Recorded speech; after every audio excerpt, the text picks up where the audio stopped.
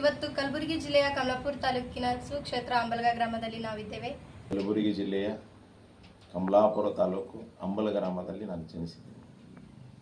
ಸುಮಾರು 28 ವರ್ಷಗಳ ಕಾಲ ಸತತವಾಗಿ ಸಂಸಾರದ ಜೊತೆಗೆ ಜನರಲ್ಲಿ ಒಡನಾಟದಲ್ಲಿದ್ದೆ ನಾನು.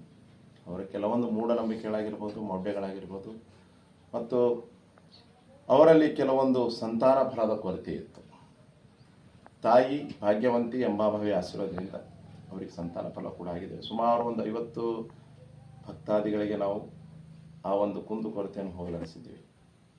ಅದರ ಜೊತೆಗೆ ನನ್ನ ಅಂಬಲ ಗ್ರಾಮದ ಸಮಸ್ತ ಭಕ್ತಾದಿಗಳು ತಮ್ಮೆಲ್ಲರ ಹಿರಿಯರ ಆಶೀರ್ವಾದದಿಂದ, ಶ್ರೀ ಕರ್ಲಿಂಗೇಶ್ವರ ದೇವರ ಆಶೀರ್ವಾದದಿಂದ ಇವತ್ತಿನ ದಿವಸ ನಾನು 2ನೇ ಶಕ್ತಿಪೀಠವಾಗಿ ನಾನು ಜನಿಸಿರತಕ್ಕಂಥ ಅಂಬಲ ಗ್ರಾಮದ ಸ್ವಂತ ಹೊಲದಲ್ಲಿ ಮಾಡಿದ್ದೇನೆ. ತಾವು ಒಮ್ಮೆ ಭೇಟಿ ಕೊಟ್ಟು ದರ್ಶನ ಪಡೆದು ಆಯ್ದು ತಮ್ಮ ಪರಿಹಾರವನ್ನು ಮಾಡ್ಕೊಂಡು ಹೋಗಲಿ ಅಂತಕ್ಕಂಥ ಸಂದೇಶವನ್ನು ಇಡೀ ನಾಡಿನ ಜನತೆಗೆ ಮತ್ತು ದೇಶದ ಜನತೆಗೆ ನಾನು ಹೇಳಲು ಇಚ್ಛೆಪಡ್ತೀನಿ. ಇತ್ತೀಚೆಗೆ ಉತ್ತರ ಕರ್ನಾಟಕ ಭಾಗದಲ್ಲಿ ಮುತ್ಯಗಳ ಹಾವಳಿ ಹೆಚ್ಚಾಗಿದೆ. ಇದರ ಬಗ್ಗೆ ನಿಮ್ಮ ಅಭಿಪ್ರಾಯವೇನು? ಜಗತ್ತಿನಲ್ಲಿ ಮೌಢ್ಯ, ಮೂಢನಂಬಿಕೆ ಮತ್ತು ಕೆಲವೊಂದು ಅಪಪ್ರಚಾರಗಳು ಆಗ್ತಾ ಇರ್ತವೆ. ಇವತ್ತಿನ ದಿವಸ ಸಮಾಜದಲ್ಲಿ ಎಲ್ಲ ಸ್ವಾಮಿಗಳು ಬೇಕು, ಎಲ್ಲ ಮುತ್ಯಗಳು ಬೇಕು.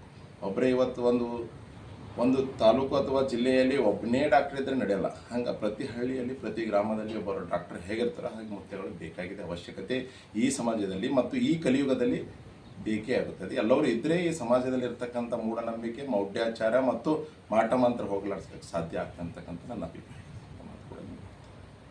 ನಿಮ್ಮ ಹೇಳಿಕೆಯಿಂದ ಎಷ್ಟು ಜನರಿಗೆ ಭಕ್ತರು ಉದ್ಧಾರವಾಗಿದ್ದಾರೆ? ಹೇಳಿಕೆ ಅಂತ ಕರೆಯೋಕ್ಕಿಂತ ಮುಂಚೆ ನಮ್ಮ ಶ್ರೀ ತುಳಜಾಪುರ ಅಂಬಾಭವಾನಿ ಆಗಲಿ, ಭಾಗ್ಯವಂತಿ ತಾಯಿ ಆಗಲಿ, ಅವರಲ್ಲಿ ಇರ್ತಕ್ಕಂತಹ ಒಂದು ನಿಮ್ಮ ಭಕ್ತಿಗೆ ಆ ತಾಯಿ ಕೊಟ್ಟಿರ್ತಕ್ಕಂಥ ಶಕ್ತಿ ಮತ್ತು ಒಡೆದಿರ್ತಕ್ಕಂಥ ಒಂದು ಮನೋಭಾವನೆ ತಾಯಿಯಲ್ಲಿದೆ. ತಾವು ಬಂದು ದರ್ಶನ ಪಡೆದುಕೊಂಡು ನಿಮ್ಮಲ್ಲಿರ್ತಕ್ಕಂಥ ಮೂಢನಂಬಿಕೆಗಳಾಗಿರಬಹುದು, ಮೌಢ್ಯಗಳಾಗಿರೋ ಹೊಡೆದೋಡಿಸ್ತಕ್ಕಂಥ ಶಕ್ತಿ ತಾಯಿಯಲ್ಲಿದೆ. ನಾನು ಸುಮಾರು ಒಂದು 28 ವರ್ಷಗಳ ಕಾಲ ಹೇಳಿದ್ರಿಂದ ಒಂದು 20-30 ಸಾವಿರ ಜನರಿಗೆ ಅನುಕೂಲ ಆಗಿದೆ. ಈಗ ನಾನು ಶಕ್ತಿಪೀಠ ಮಾಡಿ 2 ವರ್ಷ ಆಯಿತು. ಹೊನ್ನೆಕೆರೆಣಿಯಲ್ಲಿ ಅಂಬಲಗದಲ್ಲಿ 2 ತಿಂಗಳಲ್ಲಿ ಸುಮಾರು 1,000 ಭಕ್ತಾದಿಗಳಿಗೆ ನಾನು ಆಶೀರ್ವಾದನ ಕೊಟ್ಟೀನಿ. ಅದು ನಂದು ಅಂತಕ್ಕಂಥದ್ದಲ್ಲ, ತಾಯಿಯ ಆಶೀರ್ವಾದ, ತಾಯಿಯ ಶಕ್ತಿ, ತಾಯಿಯ ಪವಾಡ.